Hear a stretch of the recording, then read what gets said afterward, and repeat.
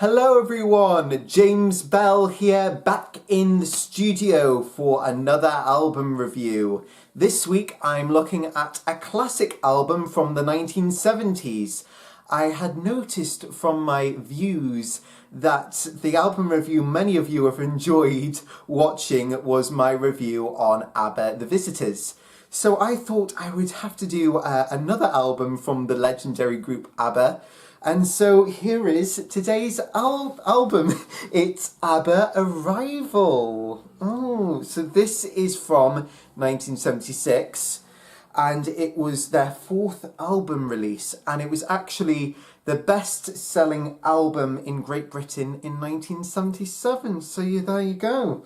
And this particular vinyl of the album is quite an early pressing because my mum bought this when she was in her 20s, when she was about 20 in the 70s, in the late 70s. She bought it from Woolworths. Do you remember Woolworths? Yeah, I remember Woolworths. I miss Woolworths, you know, liked all the pick and mix. I know I say this about every album that I review, but I do actually like this front cover. I mean, you know, I love this helicopter.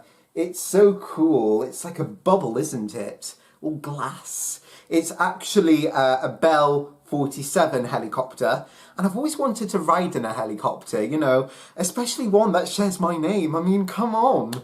Also note that this is the first album to have the backwards B logo. I don't know if you can see it there. Backwards B. And on the back we have the helicopter in flight.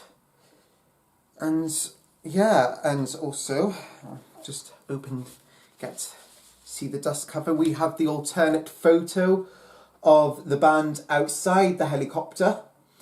And I think on the French edition, this was actually used for the front cover of the album. But in all other regions, this was for the dust cover. And on the back, we have the lyrics. So yeah, very nice. The tracks were written by Benny Andersson and Bjorn Ulvaeus, with Stig Andersson also contributing to the lyrics. Stig, of course, was their manager. The opening track is the light-hearted When I Kissed the Teacher, and I must say the whole production and arrangement of this opening song works wonderfully. Starting with just voice and guitar before launching into a full mix of backing vocals, drums and chimes. The pop video is also fairly amusing, which shows all the band members dressed as students in a school, and Agnetha kissing the teacher as the others walk into the classroom, and they're like, I say gaze open mouths, and it's very, very amusing. It's one of my favourite pop videos from Abba, and the song also features in Mamma Mia 2 more recently at the start of the flashback where Donna is graduating from university, and that scene also features a cameo from Bjorn as one of the lecturers, interestingly. And then we have the smash hit, that is Dancing Queen. I don't think I need to say much on this one other than it's legendary. Obviously, it's a disco classic that works. Abba wrote a lot of disco songs that just worked. If I had to choose one though, I'd probably go for the lesser known Summer Night City. I just like that one. But Dancing Queen, legendary. My Love, My Life has one of the most atmospheric openings on the album. I didn't actually know this before, but it was inspired by 10cc's I'm Not in Love, which is one of my favourite songs of all time.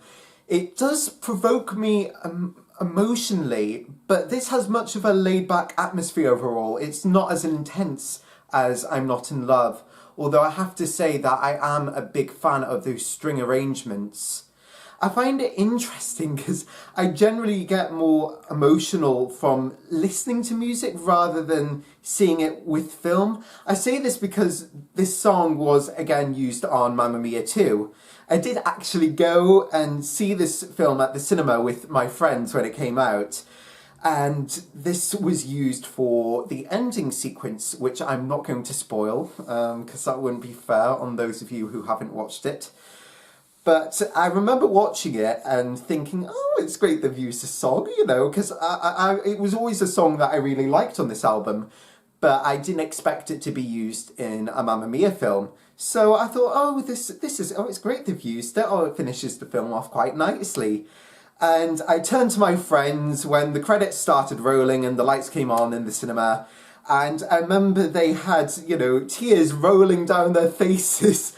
And they were like, James, why aren't you crying? That was so emotional. And my reaction was, well, I don't know. I didn't think about it too emotionally. I just thought it was quite a nice ending.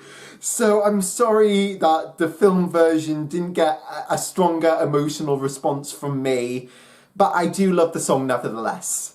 Dum Dum Diddle is a good folk track. Again, I think the arrangement is spot on. And then we have one of the most lyrically best songs on the album, Knowing Me, Knowing You. And I'll just read from the first verse. I just love this. No more carefree laughter, silence ever after. Walking through an empty house, tears in my eyes. This is where the story ends. This is goodbye. It is emotionally heart-wrenching, and I love the instrumental in the middle. It really is so like My Love My Life. It really tugs on the heartstrings, and yeah, what a wonderful way to finish side A. On to side B, and we start with Money, Money, Money. And I must say that the music and lyrics just sit together so well on this track. And the lyrics were actually rewritten a few times, as were some of the other tracks on this album. And that was actually quite surprising for me, because it's quite hard for me to imagine this song being about anything else other than money, because I've heard it so many times. That's Me is quite a gem, I think. It's one of Agnetha's favourite ABBA songs, and those chromatic chord progressions just keeps you on your toes and really suits those opening lyrics. Are you sure you want to hear more? And yeah, it's just a really nice, fun track to have in the middle of side B. Why Did It Have to Be Me is a lush, bluesy song, a fairly different flavour to the rest of the album. It also features Bjorn on lead vocals, with Frida responding to his questions. This was originally written as Happy Hawaii, which was released as a B-side to Knowing Me, Knowing You. And that version of the song is worth hearing because it has radically different opening and middle section, and it's not just a change of lyrical theme. The whole production is completely different, and I love the opening where you can hear the sound of the ocean, and it really feels tropical, completely different to the bluesy style they ended up going for Why Did It Have to Be Me. Tiger is a track filled with fear and danger. I love that reoccurring chromatic motif in the electric guitar. And the lyrics, you know, it goes meow, meow, meow, meow, meow, meow, meow. And I love it. It really gives a sense of danger. And the lyrics paint a picture of a ferocious tiger in suburbia. And I'm going to read from the dust cover. The city is a jungle. You better take care. Never walk alone after midnight. If you don't believe it, you better beware of me. I'm always behind you. I'll always find you. I am the tiger. People who fear me never go near me. I am the tiger. It's quite scary, isn't it? Oh my goodness. The final track on the album is the title track, Arrival. A really harrowing instrumental that does conjure up images for me of returning home. Oh, it's beautiful. It was covered by Mike Oldfield a couple of years later for his album QE2. The single release of that pastiches the front cover of Abba's Arrival album here. So you can see they're sitting in the Bell helicopter. And so on his front cover of the single, it's him sitting in a similar Bell helicopter, and his name, he has the K spelt backwards, similar to the B spelt backwards in the ABBA logo. And whilst I love Mike Oldfield, I really need to review some of his wonderful output. I have to say that I still like the original version by Abba the best. So that was today's album review, Arrival. Please let me know what you think in the comments below on this album. What's your favourite track? And have you listened to Happy Hawaii? If you haven't, I would definitely check it out because it is a song worth listening to. I'll be back on my YouTube channel for another review very soon, and I'm hoping to share some more of my studio work too and explore some interesting production techniques with you all. I promise that will be sooner rather than later, and so you won't have to wait long for that. So until then, I will say farewell for now. Bye everyone! So it's cats galore today. So look at my t-shirt I was wearing today. It's cats on synthesizers in space. I love it. Oh, meow. And look, we have a meowie here. This is Heidi.